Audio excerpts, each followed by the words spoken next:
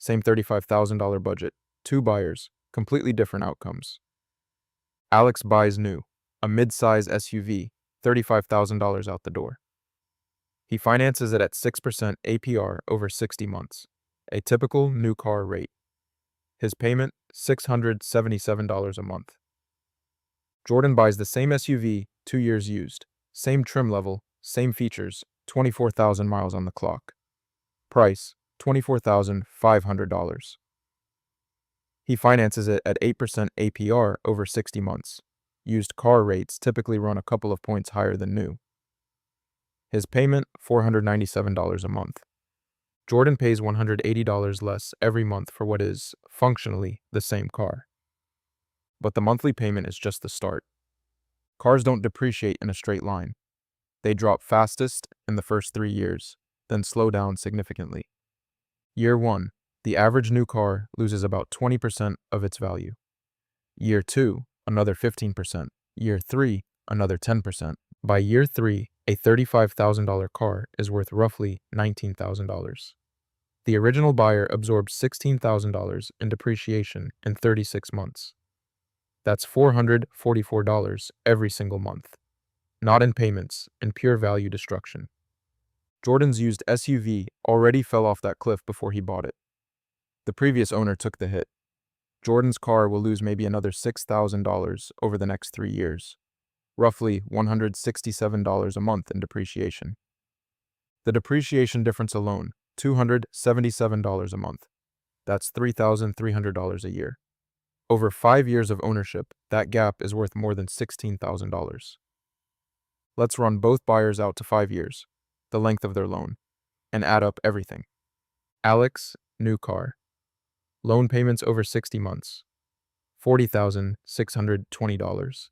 $35,000 principal plus $5,620 in interest. Insurance, new cars cost more to insure. Comprehensive and collision on a new SUV averages around $1,800 a year.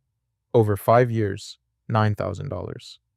Maintenance, new cars come with factory warranty coverage for 3 years. Alex pays almost nothing for maintenance in years 1 through 3. In years 4 and 5, he's out of warranty. Budget around $800 a year. 2 years, $1,600. Taxes and registration. On a $35,000 vehicle, registration and tax runs about $2,500 upfront, plus declining annual fees of roughly $400 a year. Total over 5 years, $4,100. Total out of pocket, $55,320. At month 60, Alex's SUV is worth approximately $15,000. He paid $55,320 and owns a $15,000 asset. Net 5-year cost, $40,320. Jordan, used car. Loan payments over 60 months, $29,820, $24,500. Principal plus $5,320 in interest. Higher rate, but a smaller principal. Insurance, a 2-year-old vehicle costs less to insure. Average about $1,400 a year. Over 5 years, $7,000. Maintenance, Jordan's car is already 2 years old. He gets 1 more year of partial manufacturer warranty, then he's on his own. Used cars need more maintenance, budget $1,100 a year from year 2 onward. Total over 5 years, approximately $4,400. Taxes and registration, based on the $24,500 purchase price, roughly $1,700 upfront plus declining annual fees. Total over 5 years, $3,100. Total out of pocket, $45,020. At month 60, Jordan's SUV, now 7 years old total, is worth approximately $12,000. Net 5-year cost, $33,020. Alex, $40,320 net cost over 5 years. Jordan, $33,020 net cost over 5 years. Jordan is ahead by $7,300. Not because of one dramatic difference, because of 4 smaller ones that stack quietly in the same direction. Smaller principal, lower insurance, more depreciation already absorbed, lower tax basis. Each one individually looks modest. Together they add up to a car and a half. This is the counter-argument people reach for, and it deserves a real answer. The assumption is that used cars break down more, and new cars come with peace of mind. Here's what the data actually shows. Reliability studies consistently show that modern cars, particularly Japanese brands, are most reliable in years 3 through 7. The first 2 years are the break-in period. Most manufacturing defects show up early, get recalled, and get fixed. By the time Jordan buys his 2-year-old SUV, those issues are already resolved. The sweet spot for used car buying is 1 to 4 years old. Old enough to have absorbed the initial depreciation. New enough that major mechanical wear hasn't set in. Stay within this window and reliability statistics show almost no difference from new. The cars that break down unexpectedly are 10, 12, 15 years old, not 3. Extended warranties on used cars are worth considering if you're going beyond this window. But for a 2 or 3-year-old vehicle from a reliable brand, the incremental risk over a new car is minimal. Used car rates run higher because the collateral is worth less to the lender. That gap is typically 1.5 to 2 percentage points. Check current new and used auto loan rates for the exact spread when you're shopping. On a $24,500 loan, an extra 2% costs Jordan about $1,300 in additional interest over 5 years.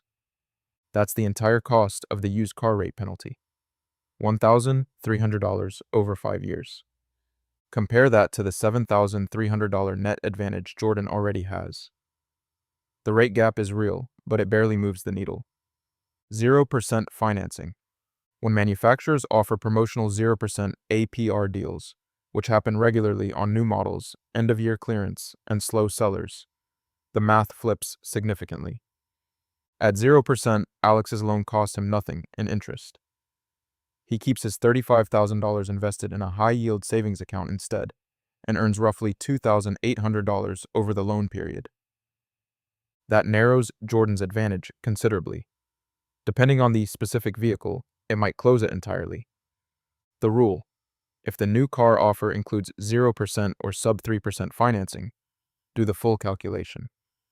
The used car advantage shrinks fast. If the rate is above 4%, the used car almost always wins. New car wins when you get a promotional rate below 3%. APR, you're buying a first-year release where no used versions exist yet, or you have specific safety or technology needs only the newest model year covers. Used car wins when you're buying from a reliable brand, 1 to 4 years old, the new car rate is above 4%, or you plan to keep the car more than 3 years. Either way, don't let the monthly payment be your anchor. Run the 5-year net cost. It takes 15 minutes, and it will almost always change your answer. One more thing. The biggest money mistake in car buying isn't choosing wrong between new and used. It's buying too much car. The rule most financial planners agree on: total vehicle cost should not exceed half your annual income. Make $70,000 a year, your car should cost $35,000 or less. And ideally, much less. Most people are above that number.